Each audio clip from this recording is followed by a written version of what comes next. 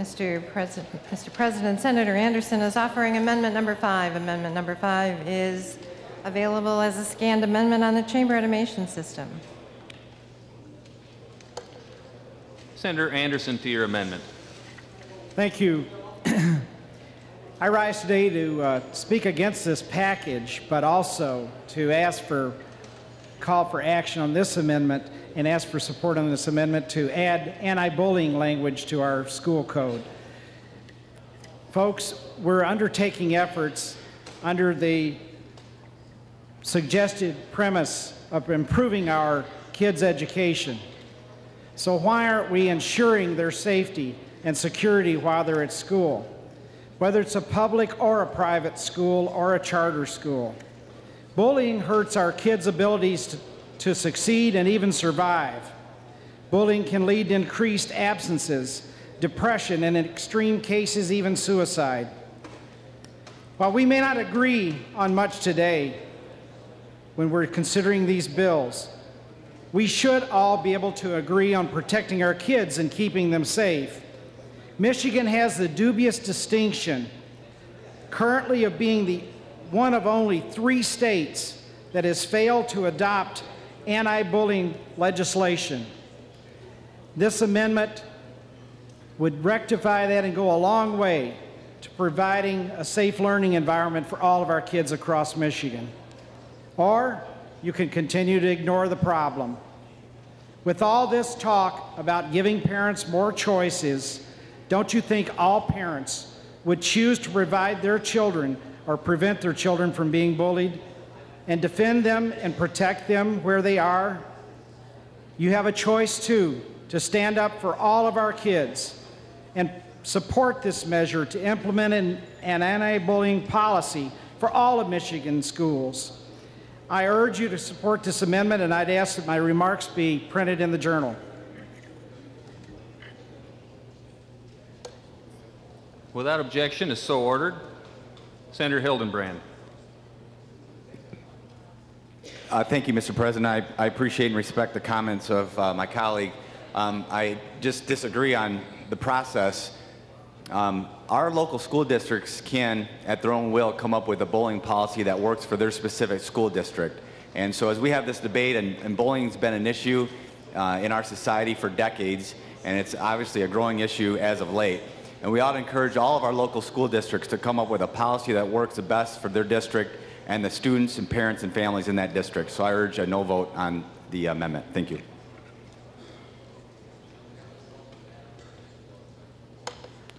Senator Anderson.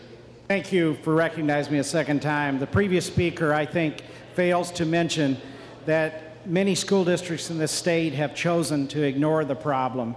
And it's very interesting that we're talking about local control. I see that it appears to be something of convenience at times that people use as a reason not to do something about bullying in our schools across the state. But it's interesting that we're talking about local control, but on the other hand, we're forcing mandates down on local communities and local school districts. So I find there's a little bit of hypocrisy there. So I think this is something we can do today to make a difference in the lives of every school child in this state. And I think it's long overdue, and I think it's a vote whether or not you decide you want to protect our kids and provide them a bully-free environment as much as possible. School districts can do that already. Some have not. Are those school districts where those children are in that have no policy, are they of less value in this state? I think not. Senator Gleason. Thank you. I don't think it matters what part of the state you come from. Bullying is pretty recognizable and it's definable. But there's something lacking when we leave this decision up to the local schools. There's an issue that's been lacking for a number of years. Actually, since the inception of charter schools, we have been remiss with public scrutiny. We don't expect the transparency out of charter schools that we do out of public schools. There's a remedy for that, and we ought to utilize it. This bullying is determined across the board, as the previous speaker had mentioned, by individual school districts. But we have a flaw with charter schools. Those parents that send their kids to charter schools, they don't have the chance to vote on the administration of that school district. There's no publicly elected school board. Why in the world would we have a charter school that sits in Genesee County, have the policy determined by someone that's making a profit for that school up in Mount Pleasant? This is a terrible oversight that we haven't taken on the responsibility to legislate. Once again, we just abdicate our role in saying, well, we can let kids get bullied. I don't know how you feel about this personally, but I have seen and read and heard enough about the young people in this state committing suicide and losing their lives because they've been bullied in really a public setting. It's long overdue that we address this issue. You know, I've heard for many years that we can't address the bullying issue because some people think God wants certain people to be treated this way, that they hide behind a religious view. I have a religion too, and I'm proud of it, and I try to live it every moment that I can.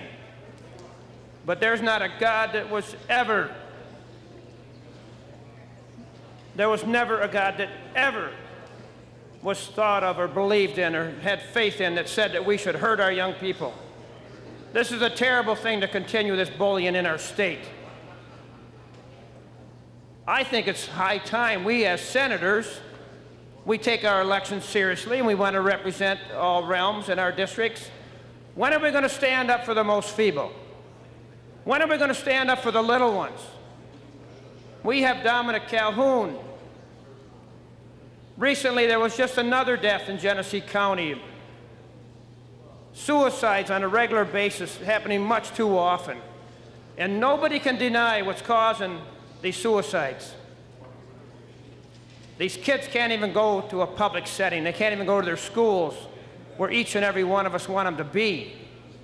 There's no thought about tomorrow. There's no dreams about promises. There's no thought about hope of career. They can't even get through the day in their school. They can't go to the cafeteria to get the nutrients required. Many of them can't even go to the restroom because they know that they'll be assaulted out of sight and out of view of teachers and administrators. This bullying issue has gone on far too long. I don't care whether it's in a charter school or public school, we ought to end it. And it's high time that we got on the side of these kids. This is your responsibility. You have a rate of high culpability if you continue to allow these suicides to happen in our state. Don't blame it on politics. Don't blame it on government. You're a senator. You get a button to vote on today whether you're going to end these suicides and these deaths. I think we ought to do it. There's documents that I have read that say in some instances 70% of school kids are being bullied. 70%. You need to look at this as an individual. Don't look at this as some public official. Look at this as an individual. And when you figure that enough young people have died because of fear, and fear that's been developed because of bullying, then you do the right thing. We are doing one thing that's not completely right today by voting in regard to charter schools, because this bullying ought to end everywhere, at any time. I'd ask that my words be recorded too. Let's do the right thing. Let's stick up for the kids today. Without objection, your statement will be printed in the Journal. Senator Pappageorge. George. Thank you, Mr. President. You know, we got to stop characterizing this as one side is against bullying and the other side isn't. That is absolutely false. There are two bullying bills on the floor. One wants to specifically identify a list of things that are called bullying. The other bill says any bullying is wrong. Now, to get up and imply there's only one bill on the floor is wrong. It is misleading. So let's step up and talk about the difference between those two bills and not imply there's only one bill out there, because that is not the honest way to proceed on this thing. So those of you who believe that the senator from the 6th district has the right answer, well, fine. There are a bunch of us that think that Senator Jones' bill is a better one. So let's get together and talk about that and stop trying to beat up the side that doesn't like your bill, Senator from the 6th district. Thank you. Senator Khan. Thank you, Mr. President. I rise to state I'm going to vote against this amendment. I certainly support anti-bullying bills. The prior speaker, I think, laid out a considerable amount of the arguments for voting against this amendment. That is the senator from the 13th district. I appreciate the passion and the good intentions of the senator from the 27th, but in my judgment, this amendment is on the wrong bill, and that bullying should be addressed in the existing two bills before the institution. I thank you. Senator Anderson. Thank you. I do appreciate the opportunity. Wanted to correct something one of the previous speakers had said. There is only one bill that is before the Senate at this time. There is another bill, Senator Jones' bill, that has been processed and been passed out of committee. But the majority has not even taken up that bill. It's not even come up for a vote. So why are we sitting around talking about there's two options? There's not two options because there's virtually no action from the majority on either of these bills. Either we want to protect every child in this state or we don't want to protect any. There is not one shred of truth to the fact that it's a choice between one or another. There is not at all. The sad fact is that there are some people that believe there are some kids that should be protected and not others. I want to see every child protected in our schools, and my legislation does that. It addresses every child in this state and protects them. So we need to realize that this is one opportunity that we can make a vote that will make a difference in every child's life, every school child in every school district. I'm proud to say that several of my school districts have already adopted the policy, but that doesn't mean that a child in Muskegon or a child in Marquette should be protected the same way. So folks, you have an opportunity by the press of the green button to support an amendment that'll protect every child in this state, and I urge you to do that. One opportunity, and maybe the only opportunity we have the remainder of this year. Are we going to allow the children, as Senator Gleason had mentioned, that continue to be subjected to such pain and such horror in their schools that they either drop out or maybe even commit suicide? Are we going to continue that to allow that to continue? It's just inconceivable to me that we would do that. Thank you. Senator Rocca. I would just like to clarify the issue of enumeration versus non-enumeration. And frankly, I'm stunned. So many of my colleagues, with all the very competent and able legal help we have in this chamber, haven't been able to inform themselves on this issue. When you enumerate in law, you exclude everybody who is not included in that enumeration. Anybody who's advocating for enumeration may not understand this, but they are advocating that anybody who's not included in that enumeration does not get protection under law. That is why Senator Jones' bill, which does not have enumeration, is a good idea, because it includes every child, literally includes every child, protects them all, does not make distinctions between who gets protected and who doesn't. This is why when I hear my colleagues on the other side of the aisle, with whom I've repeatedly worked in good faith, make frankly hateful comments about people on this side of the aisle, saying they want to see children bullied, they want to see children committing suicide. It is beneath contempt, frankly. Senator Jones' bill, the one that does not have enumeration, is the only policy that protects every child. By enumerating, you literally exclude children, and by law say it's okay to discriminate against some, to bully some, but not others. And that is why I'm voting against this amendment. Thank you.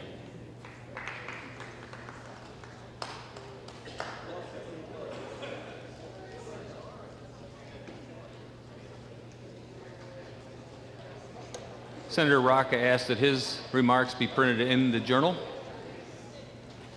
Senator Anderson. Without objection, so ordered. I'm sorry, Senator Anderson. Thank you. I seem to sense there was some question about my motivation and my decision, and I truly object to that, and I'm totally offended by it, because I believe that every child in this state deserves that protection in their schools. And I think it's totally false. It's a false claim that by enumeration being in legislation that it has any effect on protecting every child. That is exactly what the intent of this legislation and what this legislation would do. From all attorneys, the Civil Rights Commission and others that have looked at this legislation, they agree with that it is totally protective of every child in this state. There's no difference. I mean, at the time in our nation's history when we had to go through the process of adopting the Civil Rights Act, we recognized, and the Supreme Court has recognized, and we have actually a case in which the Supreme Court recently ruled about a provision in a bill that was in Colorado, and I don't have the one in front of me, but it was, enumeration was mentioned as a reason not to allow this bill to, or this legislation to stand, and the Supreme Court ruled that it was necessary in cases, and it was necessary in cases of this when we did the Civil Rights Amendment, and when we are trying to protect people that are subjected the most seriously to that problem. And bullying is one of those that we cannot deny that it hits a certain group of people even more so than others. But my legislation actually talks about size, height, age, weight, you name it, it's in there. And it protects every child, where they could be real or perceived differences. So if you feel so strongly on the other side that this legislation is not the right one, then why aren't we moving something else? Why aren't we doing this? Why are we not protecting the kids in this state? It's time to do it. Whether it's my legislation or not, at least this Senate should be on record as supporting legislation that would require a policy to be implemented at every level or every school district across the state. My legislation, I think, is the best, and I believe others have agreed that it is also. So let's have a vote on it. That's all I'm asking for. Senator Rocca. When you express one, you exclude the others. Fundamental, basic principle of statutory construction and interpretation. Ask your attorneys about this. When you express one, you exclude the others. This is a fundamental principle that anybody who has served in the legislature for several years should understand, because we are actually responsible for the content of our legislation. I fully support protecting children. That is why I support Senator Jones' bill, and we should be moving it. But for anybody to claim my intent is that we protect everyone when the literal language of their legislation excludes some, it is simply disingenuous.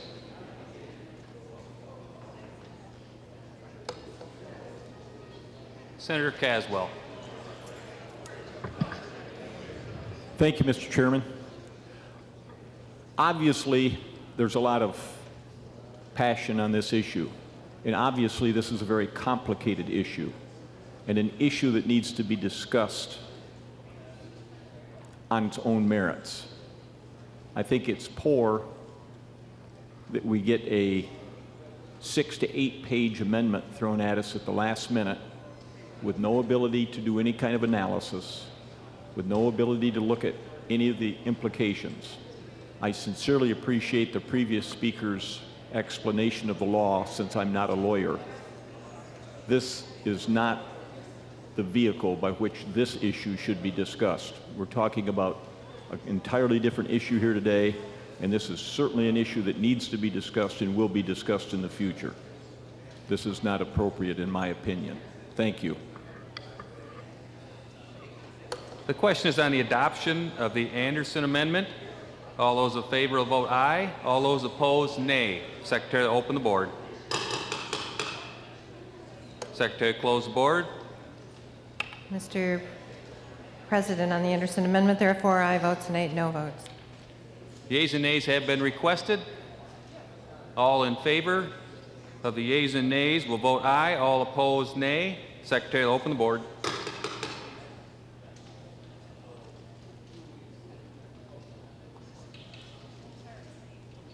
Secretary, close the board. Mr. President, on the yeas and nays, there are 9 aye votes. A sufficient number of the yeas and nays have been ordered. All in favor of the Anderson Amendment will vote aye. All opposed, nay. The Secretary will open the board.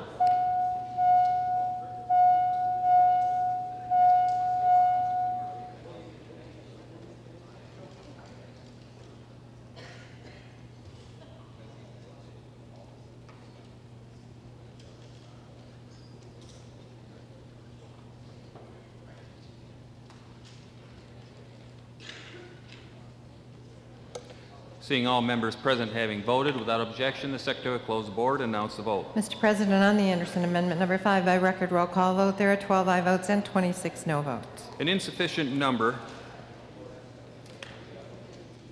The amendment is defeated.